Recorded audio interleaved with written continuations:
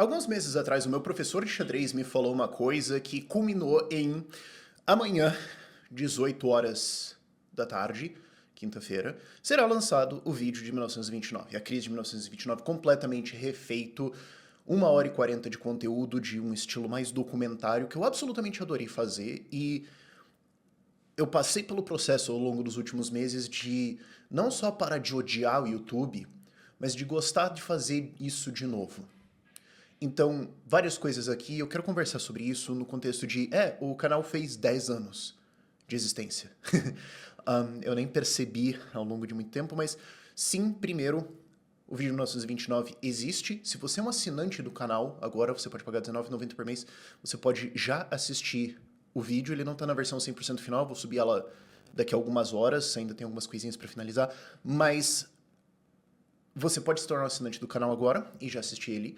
E eu vou precisar disso, desses assinantes, desse apoio, para poder contratar editores, porque agora eu quero ter conteúdo mais nesse estilo 30 minutos a 1 hora e meia, de uma coisa mais documentário, educação profundo, e não mais só o vídeo do dia a dia, a coisa que alguém falou alguma coisa e blá. E porque esse é o conteúdo que eu gostaria de ter feito o tempo todo ao longo desses anos, é o que eu deveria ter feito. E é o que eu quero conversar com vocês sobre também. Duas lições muito importantes que eu aprendi ao longo desses últimos anos, que eu acho que podem ser muito úteis para vocês pessoalmente, profissionalmente, e que não vou dizer que mudaram o conteúdo que eu quero fazer, o que vai acontecer aqui no Ideias Radicais, mas me convenceram a fazer o que eu meio que já queria fazer. Que eu também quero conversar com vocês sobre o que é isso e o que isso significa e como vai isso indo para frente. E também, por último, falar sobre eleições 2026. Algumas pessoas querem que eu concorra ou acham que isso vai acontecer, eu quero explicar por que não. Então vamos lá. E assinantes do canal agora também vão ter acesso a leituras comentadas, que é quando eu pego algum livro e faço 5 a 10 vídeos analisando ele muito mais profundamente, como uma aula mesmo. Eu gosto muito de fazer esse tipo de conteúdo, mas o YouTube absolutamente odeia esse tipo de conteúdo. Então meu ponto é, se você está disposto a ver 10 a 15 horas de conteúdo sobre isso, isso é muito mais caro para você do que 20 pila mensalmente. Então você pode ser um assinante, ver esses vídeos antecipadamente, esses documentários e tudo mais, ver as leituras comentadas e tá ajudando a ter um editor aqui e tudo mais, porque o processo de fazer esses vídeos é extremamente cansativo pra você fazer uma coisa direito. Tipo, eu editei o vídeo de 1929, eu saí dele, tipo, tremendo. Foi um trabalho de 30 horas de edição que eu fiz ao longo de 2 ou 3 dias, que não foi de uma maneira saudável, mas enfim. Quando você tá tendo uma aula de xadrez, como é que isso funciona? Porque eu sei que isso é estranho para algumas pessoas, certo? Geralmente o que acontece é que vocês estão analisando um jogo ou uma posição, tipo, peças estão de um jeito, e o professor tá ali explicando algum conceito que aquilo ali ilustra. Tipo, essa peça é melhor aqui, por que isso aqui é melhor do que isso, por que esse movimento aqui, ou o que a gente deveria refletir aqui, e você tá discutindo e tentando aprender como avaliar as coisas e como tomar decisões, certo? Então, é uma grande conversa de 1 hora, 2 horas sobre um jogo ou vários jogos, enfim. E eu faço aulas já tem alguns meses, e depois de alguns 2 meses mais ou menos fazendo aulas, o meu professor falou pra mim, e assim, contexto, o meu professor é um grande mestre de xadrez. Existem só tipo 1.800 desses views hoje. Eu não consigo descrever pra você o quão absolutamente absurdo de difícil é ser um grande mestre de xadrez. Tipo, isso é uma mente absolutamente única, não só na capacidade de entender o jogo, mas de autocontrole emocional, de dedicação, de concentração, de foco, de... Quando uma pessoa dessas fala alguma coisa, você cala essa porra dessa boca e ouve. Tipo, mesmo que seja sobre um assunto que ele não sabe nada. Quando uma mente dessas reflete sobre alguma coisa, você fica tipo, cara, sei lá, provavelmente vai sair alguma coisa útil, sabe? E outra coisa, assim, o meu professor Elsup, que é um excelentíssimo jogador, e o que eu tô falando não é o que ele me falou literalmente, eu falo talvez de um jeito um pouco mais babaca. Ele é uma das pessoas mais legais e mais doces que eu já conheci na minha vida, então, por favor, não fique com uma impressão de que ele é babaca, mas ele falou pra mim o seguinte, o que você conversa de xadrez, né, o nível de reflexão e preocupações e coisas que você tá ponderando na sua cabeça sobre o que tá acontecendo, é muito melhor do que o nível de xadrez que você tá jogando. E isso foi uma bicuda na minha alma tão profunda, porque basicamente o que ele quis dizer de uma forma extremamente doce e sutil e carinhosa comigo foi: não dá pra entender por que isso é ruim assim. E ele começou a investigar os meus jogos e ele descobriu uma coisa. Ele falou, cara, você não pensa. quando você joga, você tem tempo no relógio. Os jogos que eu tava jogando eram jogos de 15 minutos. Então você tem 15 minutos no total, mais 10 segundos a cada movimento que você faz pra fazer um movimento. Então você pode gastar no mínimo 10 segundos pra fazer um movimento, pensando sobre isso. E tem posições mais complexas onde você pode parar por alguns minutos e refletir sobre o que fazer. Ele falou, cara, você tá jogando todos os seus movimentos com 6 a 8 segundos, sem pensar, e eles são ruins. Tipo, você entende um monte de coisa, você entende xadrez bem, você tem todo esse conhecimento, e daí você tá enfiando isso no seu cu e não usando isso e jogando movimentos ruins rápidos. Ele não falou isso literalmente, mas esse é o ponto. E eu pensei, ok, ele provavelmente tá certo, mas eu não faço isso só em xadrez. E aí ele quis entender, mas por quê? Será que é só um hábito e tudo mais? E daí a gente conversou um pouco mais sobre o que estava acontecendo, e eu gravei alguns vídeos sobre tipo, o que eu estava pensando nos jogos e tudo mais. E eu fiz uma descoberta absolutamente fascinante. Aparentemente, estar se xingando pesadamente na sua cabeça o tempo todo não é normal. Eu não sabia disso. Porque o que acontecia quando eu tava jogando? Eu jogava algumas coisas e de repente tinha alguma... Sei lá, tava indo meio mal e eu ficava pensando... Seu mais absoluto animal! Se alguém te agredisse na rua aleatoriamente por causa disso, você merece. Você podia ter estudado isso aqui 9 vezes ao longo da semana passada. E ao invés disso, porque você é um absoluto merda, não consegue fazer isso, porque você não tem nenhuma capacidade de nada, e aí você não e não estudou isso, e aí você chega aqui e faz isso aqui, e depois fica puto. E daí você não consegue alcançar nada de valor na sua vida, porque você é um lixo. E isso era, tipo, o meu raciocínio constante jogando. Tipo, sempre. E daí eu ficava, tipo, agora eu preciso fazer alguma coisa. Isso. Isso foi ruim. Tá vendo? Por que eu faço isso comigo mesmo? Por que eu me submeto a isso, sabe? E aparentemente isso não só não é normal, isso não é saudável. E aí ele falou uma coisa tipo, cara, por que você não para de fazer isso e começa a pensar no seu próximo lance, sei lá? E quando eu comecei a incorporar isso, tipo assim, isso levou um mês pra eu incorporar na minha cabeça e começar a fazer isso, assim. Eu melhorei tão rápido, tipo, ele me sugeriu isso, eu tava assim, 1.200 e lutando. Eu tô 1.500. Tipo, 300 pontos de distância, que é o que eu ganhei em os últimos 4 meses, é o equivalente, tipo, 2 jogadores de 300 pontos de distância é quase o equivalente a, fazendo uma analogia, eu poderia dar um tapão na bunda da sua namorada e você viraria pra mim e me agradeceria que eu acho ela bonita. Não tem nada que você poderia fazer além disso. Então, assim, tem como você aprender o suficiente pra ter essa evolução em nível de qualidade de jogo em 3, 4 meses? Não. Talvez, assim, se você tipo, só faz isso da vida, mas altamente improvável. O único problema era que eu tinha desenvolvido tantos complexos na minha cabeça de auto-ódio que o meu maior problema era eu mesmo. E, curiosamente, isso coincidiu com o fato de que, alguns meses atrás, eu fui num neurologista e eu falei, cara, eu preciso de uma resposta. Eu sou autista ou eu só sou esquisito assim mesmo? E, long story short, eu só sou esquisito assim mesmo. Mas no processo todo de diagnóstico e de avaliação e tudo mais, várias coisas foram descobertas. E uma delas foi, eu tive o diagnóstico clínico sobre isso, de tipo assim, sim, cara, você se odeia de várias formas diferentes. Isso não é saudável, nem normal, você precisa parar de fazer isso, porque assim, nenhum dos profissionais aqui já viu algum nível desse tanto. Em, tipo assim, você é muito bom em várias coisas, e essa daqui você poderia, tipo, competir olimpicamente, para. E isso foi lá por março.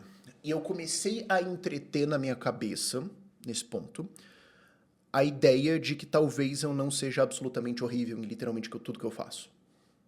Eu não acreditava nisso, sinceramente. Mas eu falei, vamos me iludir. E uma das coisas que aconteceu foi, por exemplo, eu comecei a criar muito mais no Instagram. Eu tentei voltar a criar conteúdo aqui no YouTube em fevereiro, e eu odiei o processo todo, porque eu passei a realmente odiar isso aqui muito intensamente ao longo dos últimos anos, por causa desse formato de vídeo do dia, que eu acho que eu não estava ensinando nada de útil, que não tinha nenhuma reflexão. A maior parte dos meus vídeos nos últimos 5 anos, assim, eu não realmente ensinei nada, e eu odeio isso. E eu tava pensando, tipo, isso é o resto da minha vida, minha carreira? Que lixo. Eu quero ensinar, eu quero educar pessoas, eu quero contar histórias e tudo mais, e eu não tô fazendo nada disso. E aí eu falei, cara, eu larguei e fui fazer Instagram. E não só eu tava melhorando em várias coisas da minha vida porque eu tava incorporando esses conselhos que ele me deu, que são bem óbvios quando você para pra pensar, mas mesmo assim, tipo, eu precisava de alguém desse nível pra me ouvir, pra eu não pensar assim, não, você é um completo idiota, dane-se. Tipo, precisava ser alguém nesse nível que eu respeito pra falar, se você fala, provavelmente você tá certo, provavelmente eu tô errado. Ah, e eu comecei a fazer Instagram muito bem, e começou a crescer, um monte de vídeos viralizaram, até o Boulos me copiou, um monte de gente começou a fazer cópias disso, e eu comecei a perceber, tipo, e começaram a aprender com isso, eu falei, cara, pera, eu consegui adaptar esse formato e ir muito bem em algumas semanas e... Não, pera, isso quer dizer que eu sou inteligente e tenho habilidades e sou capaz de criar coisas que prestam? Não. Não, deve ser um engano, certo? Mas...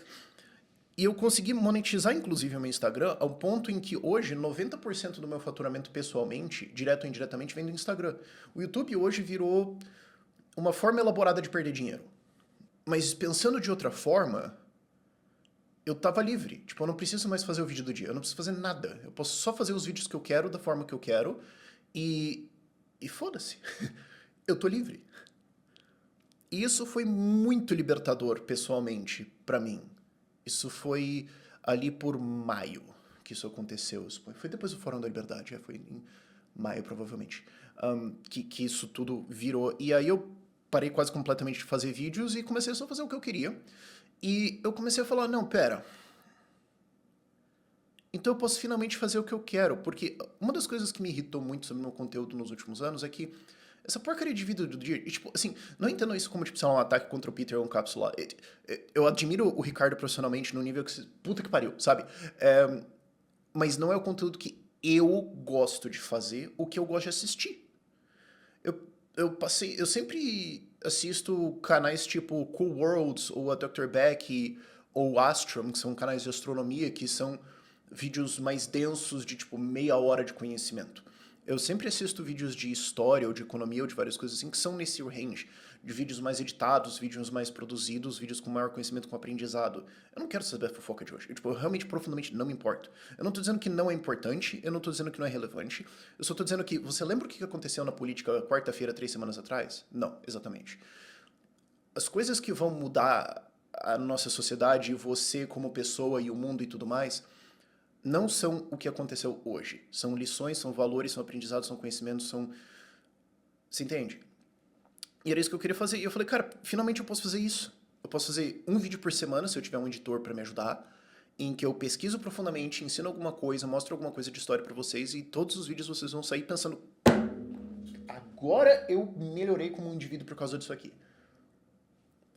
Que é o que eu queria fazer. Então agora eu posso fazer isso. Então, agora isso vai acontecer. E eu fiz o vídeo de 1929 só pra provar pra mim que eu consigo fazer isso.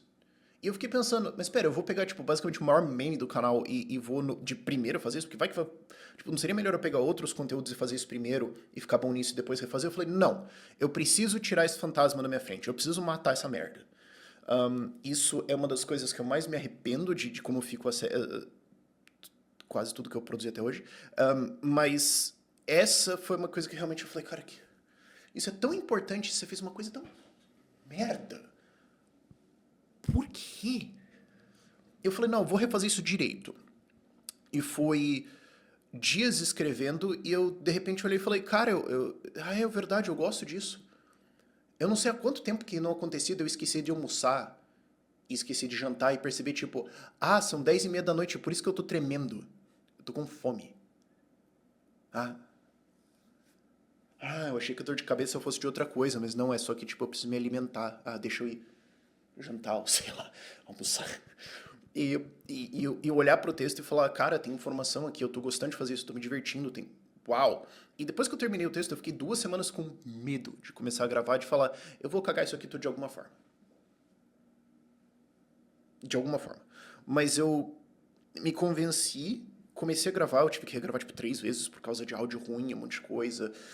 E o processo de edição foi uma puta trabalheira, porque eu fiz de um jeito que realmente me prejudicou, mas enfim, aprendizados, nos próximos não vai ser isso. Mas eu terminei ele sábado agora, ele já está disponível para os doadores, inclusive vários doadores já assistiram, deu feedbacks muito bons. Eu olhei e falei, vamos lá, os vídeos que eu fiz nos últimos 5 anos eu dividiria em 2 categorias. Aqueles que eu pediria desculpas pra vocês que eles existiram, e os outros que eu acho que são só ruins. Isso exclui, tipo, os meus últimos meses. Vai, tipo, de abril pra cá. Todos os vídeos que eu produzi nos últimos 5 anos até abril, eu separei nessas duas categorias. E quando eu olhei nesse vídeo de 29, eu olhei e falei, cara, isso aqui tá bom. Eu estou com orgulho que isso existe. Vocês têm noção há quanto tempo isso não acontece? Só tem 2 outros vídeos recentes que foram isso, que foram os 2 vídeos recentes que eu fiz. Que um foi sobre, tipo, como que o Brasil chegou nesse ponto, por causa de Xandão, ditadura, blá blá blá. E outro que eu fiz falando sobre... Que a execução não ficou tão boa assim, mas foi, tipo, o primeiro que eu tava fazendo nisso, ele foi um grande ensaio nisso. Que foi sobre por que o Estado prefere financiar coisas como funk e não coisas como xadrez. E eu tô falando de valores e uma evolução darwiniana do Estado ali dentro. E eu falei, cara, eu gosto de fazer isso. E eu tô com várias outras ideias, eu quero fazer isso. E esse é o meu conteúdo indo pra frente agora. E não só em português, eu também voltei a... Não voltei porque eu comecei um pouquinho um canal em inglês, mas abandonei. Mas eu vou fazer um canal em inglês. Tem várias discussões que eu quero fazer, tem vários temas que eu quero discutir, que brasileiros não se importam. Eles deveriam, mas o fato é que eles não se importam. E que, porque são muito bons, por que eu só faria isso em português? Tipo assim, desculpa todo mundo que fala só português. Vocês podem assistir com legendas, eu suponho, e as coisas de Brasil vão estar aqui, porque o resto do mundo não se importa com o Brasil, porque desculpa ofender as pessoas, mas assim, o Brasil é irrelevante internacionalmente. Ninguém se importa. Mas eu vou fazer esse canal para falar isso também, porque há vários anos eu sinto esse chamado para fazer conteúdo em inglês e eu não atendi ele. Que é a minha segunda lição aqui. Eu, de várias formas, inclusive aqui eu coloco teologicamente, me senti chamado a fazer esse tipo de conteúdo instrutivo educativo, a fazer conteúdo em inglês, a perseguir outras coisas. E eu sempre me convencia que não. Tipo, eu tinha um instinto... E é curioso que eu tenho esse problema no xadrez hoje, inclusive. Instintivamente eu olho pra alguma coisa e falo, eu deveria estar fazendo isso. E eu passo um longo tempo me convencendo que não.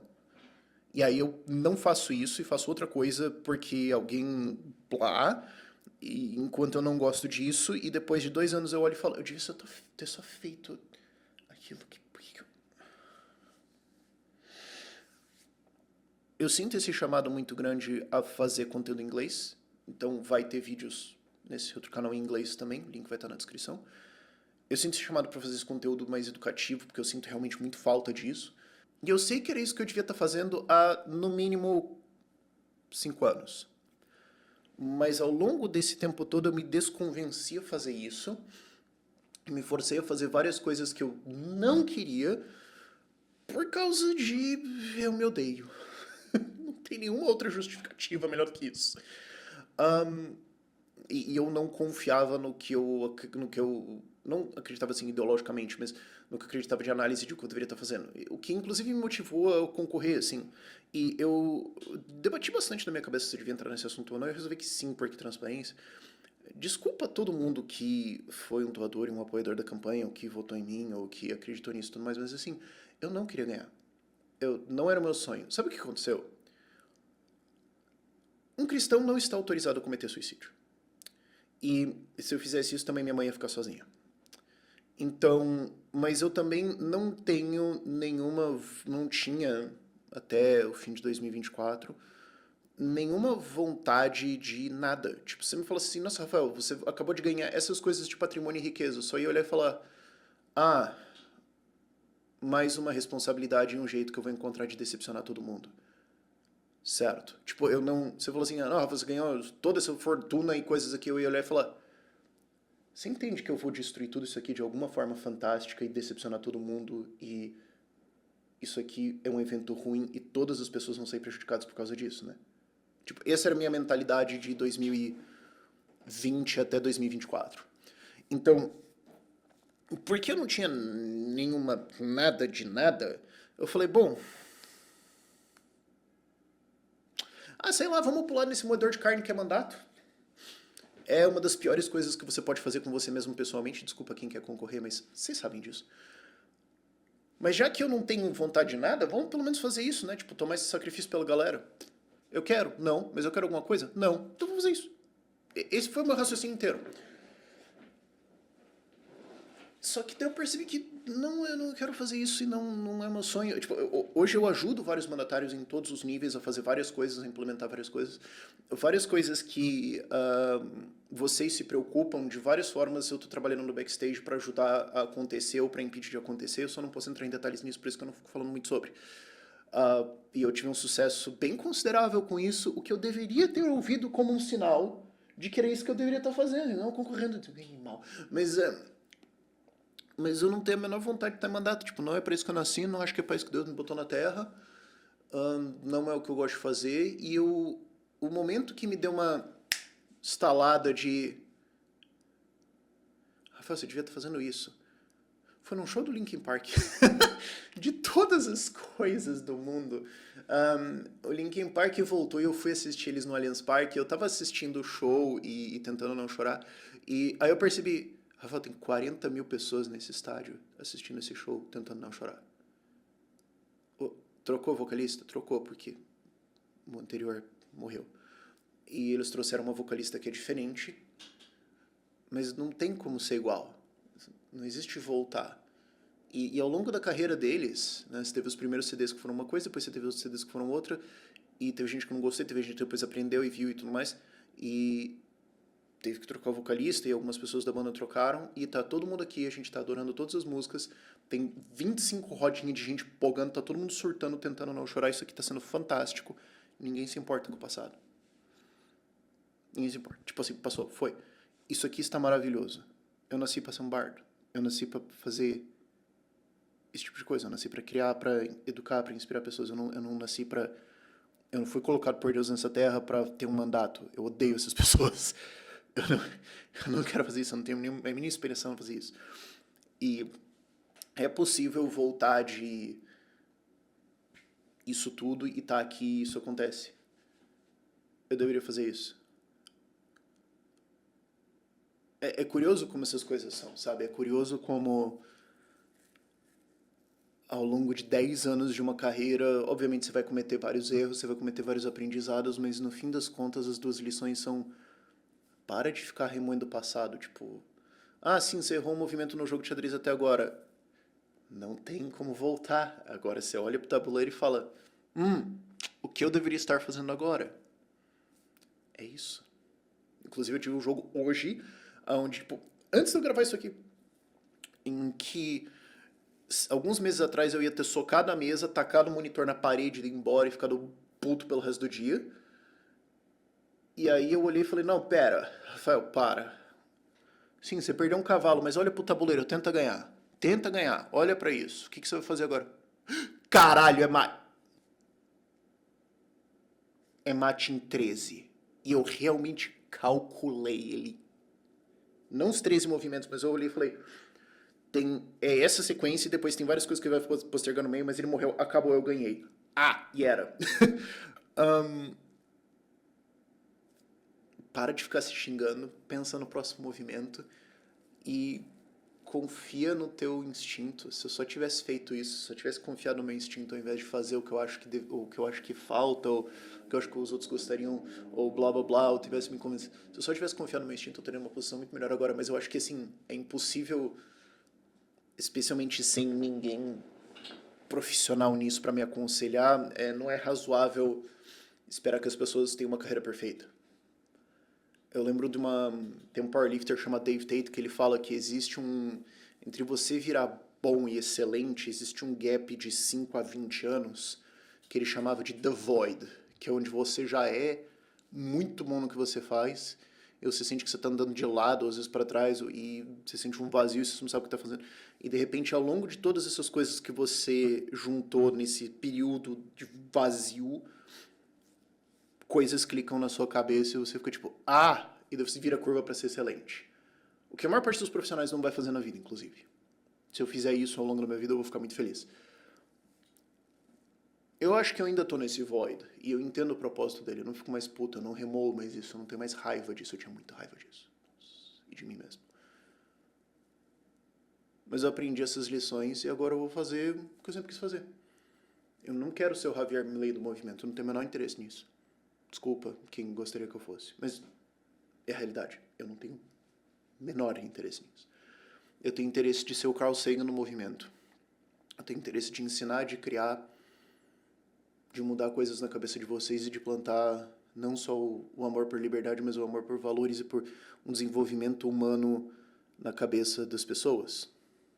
O último evento para fechar isso aqui aconteceu agora em junho. Eu fui para Acton University, que é no Acton Institute, lá em Grand Rapids, Michigan, e eu poderia ter tido esse insight ano passado se eu não tivesse com a cabeça tão focada em campanha como eu estava. Na verdade, não estava tão focada assim, mas... E assim, eu fiz uma campanha séria, tipo, voltando lá para trás um pouquinho, eu fiz uma campanha séria, eu não estava, tipo, fazendo de qualquer jeito. Eu realmente só falei, ó, Deus, seguinte, você quer que eu me eleja? Ó, vou fazer a sério, aí tu decide, cara. É isso. E obrigado a todo mundo que doou, sabe? Obrigado a todo mundo que participou. Eu tenho um imenso orgulho de que eu fui o maior número de... Eu fui a vaquinha com o maior número de CPFs doadores de vereador de 2024 inteiro. E eu não sei se da história. Eu não conferi de outros anos, eu não sei. Mas se foi, eu vou ficar muito feliz com isso. Tipo, obrigado a todo mundo. Mas... E eu tava levando a sério, só que não era meu sonho. Vocês entendem isso? Sério, eu tenho medo de alguma forma parecer que eu tô falando pra galera, tipo, foda-se tudo que você... Não, não é isso, mas... Voltando. O que é a Acton University e o Acton Institute? Ele existe, basicamente, o Acton Institute para dizer o seguinte, ó, liberdade é muito importante. É um valor muito importante, é um pilar fundamental da sociedade e do desenvolvimento humano. Não existem humanos de verdade, inclusive teologicamente, sem liberdade. Mas também existe uma coisa muito importante, que são os valores de o que você vai fazer com a sua vida. De como você vai se desenvolver, de o que você acredita, de o que você faz com você mesmo, de como você é como pessoa, como na sua família e na sua sociedade, e na criação de instituições, e bons valores em indivíduos, em grupos e instituições numa sociedade são o que fazem ela ser bela e próspera também. Sem liberdade, você nunca vai ter uma sociedade com bons valores, e sem bons valores, as pessoas de liberdade vão jogá-la fora, porque elas não vão entender o valor disso. Elas vão usar isso para fins autodestrutivos. O que, falando assim, você fica meio tipo, duh. Como é que alguém faria o argumento contrário disso? Às vezes eu fico pensando. É um exercício interessante. Mas partir de um entendimento disso, dessas frases relativamente simples, para criar conteúdo explicando isso de várias formas diferentes e colocar isso na cabeça das pessoas, é isso que eu quero fazer.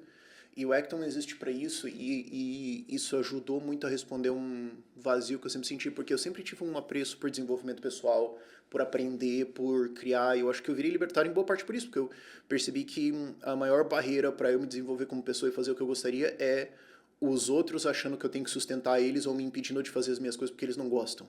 Eu fico tipo, quem autorizou vocês a fazer isso, seus fudidos? Sabe, eu acho que isso que me puxou a ser libertário, mas eu nunca consegui conectar isso muito bem, porque inclusive nos últimos anos eu não tinha muito tempo para pensar ou ler sobre isso, porque eu estava muito preso fazendo a porra do vídeo do dia. Existe uma crítica de conservadores a libertários, que eles estão certos, mas primeiro que a gente não muitas vezes entende isso o suficiente para entender a crítica deles, e segundo que muitos conservadores fazem essa crítica de uma maneira tosca ou mal executada, ou simplesmente babaca, e daí a gente não ouve isso porque, cara, olha o jeito que você tá falando, não quero nem saber o que você tá falando. Mas a verdade é que existe uma crítica de conservadores de que libertários parece que a galera só quer, tipo, não pagar imposto, fumar maconha e ficar gritando na rua. Tipo, que não existe uma discussão sobre valores, tipo, o que a gente vai fazer com isso. E eles estão certos. Só que muitas vezes acontece de, não só às vezes isso ser feito falado de uma forma extremamente babaca, tipo, derrogatória, que soa babaca, que é um problema do conservadorismo brasileiro, no geral, mas de vago. Mas muitas vezes libertários, e não é libertários, mas porque o brasileiro médio nem sabe mais o que isso significa, a gente ouve isso e fica tipo, sabe? A fusão dos dois faz muito sentido, inclusive o nome desse movimento tem nome, se chama fusionismo. E provavelmente você é um fusionista e nem sabia, inclusive, mas isso é outra discussão. O ponto, eu quero ensinar essas duas coisas, eu quero contar as histórias disso, eu quero explorar isso e ser quem está discutindo isso, porque o meta do YouTube é muito irritante, o meta de redes sociais é muito irritante. O jeito que você mais facilmente cresce hoje em termos de visualizações, faturamento, etc., é só falar de coisa do dia. Eu falo do Bolsonaro o tempo todo, falo do Lula o tempo todo, falo disso o tempo todo, falo da Janja o tempo todo. Tá, mas daqui 5 anos, o que isso... Daqui 10 anos, o que importa qualquer um desses vídeos ou desses conteúdos? Nada. Então, é irritante que você tem esse incentivo, sabe? Mas eu não ligo pra isso. Eu não tô dizendo que não é importante. Pessoas têm que falar sobre isso. Mas não é pra todo mundo só falar disso. E eu quero estar do lado de ser a discussão inspiradora. uma das coisas que eu mais sinto falta no mundo, no Brasil hoje, não só no Brasil, mas no mundo hoje, é algum lugar de luz no meio desse que é esse mundo hoje, sabe? Que você olha e fala, cara, isso aqui me dá uma esperança, isso aqui me dá uma vontade de dar uma direção, eu acho que isso tá faltando. E, em parte, eu acho que isso acontece com as pessoas que ficaram tão sem referência que elas já não sabem mais nem dar nome ao que tá faltando. Tipo, você sente intrinsecamente dentro da sua alma que falta alguma coisa, mas você não sabe mais nem o que pedir, sabe? E em parte também tem um incentivo desse meta de redes sociais, onde ser tóxico e falar da coisa do dia dá muito mais sucesso. Tem poucos canais, poucos produtores de conteúdo no geral, não estou nem falando só de libertarianismo direito, mas tem poucos canais no geral de produtores de conteúdos que quebram isso, e você provavelmente está pensando em 3 ou 4 agora na sua cabeça, porque você tá tipo, sim, esse cara que eu absolutamente adoro ver. Sim, e se você não tá pensando em alguns nessas na tua cabeça agora, você deveria, porque talvez é isso que tá te fazendo falta na vida. Mas eu acho que esse é o meu papel. E esse é o que eu quero fazer, não só em português, mas em inglês. Vai demorar acho que uns 2 anos para o negócio todo em inglês funcionar, mas é o que eu quero fazer. Eu não tenho mais nenhum mínimo interesse em concorrer. E eu tô feliz que eu agora não só parei de odiar, mas eu voltei a gostar de produzir conteúdo. Se vocês quiserem ajudar nisso, eu preciso contratar editores para fazer tudo isso acontecer. Tipo, eu consigo fazer uma velocidade mais lenta com eu editando, mas se você se torna um assinante do canal, isso ajuda bastante a ter os editores para isso acontecer mais rápido. Vamos trabalhar que eu tenho que fazer os últimos detalhezinhos da série de 29.